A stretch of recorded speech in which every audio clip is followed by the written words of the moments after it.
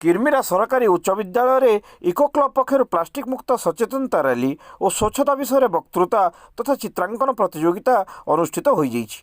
Eco club दायित्व थिबा शिक्षक कौशिक बेहरा नेतृत्व में आयोजित कार्यक्रम में प्रधान शिक्षक सौरी नारायण सिंह, मुख्यमंत्री पुरस्कार प्राप्त शिक्षक विकास भोई जोगदे प्लास्टिक व्यवहार न करवा, स्वच्छता आनिबाकु हेले प्लास्टिक मुक्त विषय छात्र छात्री माननकु सचेतन कराइथिले एवं सचेतन रैली ग्राम परिक्रमा करी जनसाधारण को सचेतन करथिले।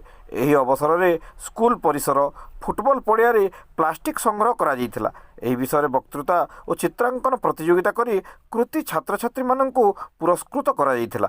शिक्षक चूड़ामणि बाग, आदित्य मिश्र, शशिभूषण बेहरा, खेल शिक्षक अमीय षंड प्रमुख कार्यक्रम को सफल करिबारे सहयोग करथिले। मुख्य विषय वस्तुटी होछि जे एकक प्लास्टिक दूरीकरण।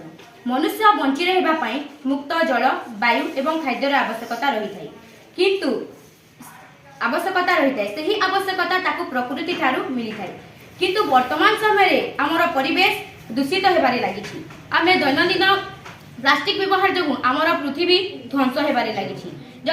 जदि परिवेश सुरक्षा न हेबो हेले मानव सभ्यता दिने ध्वंस होई जिवो।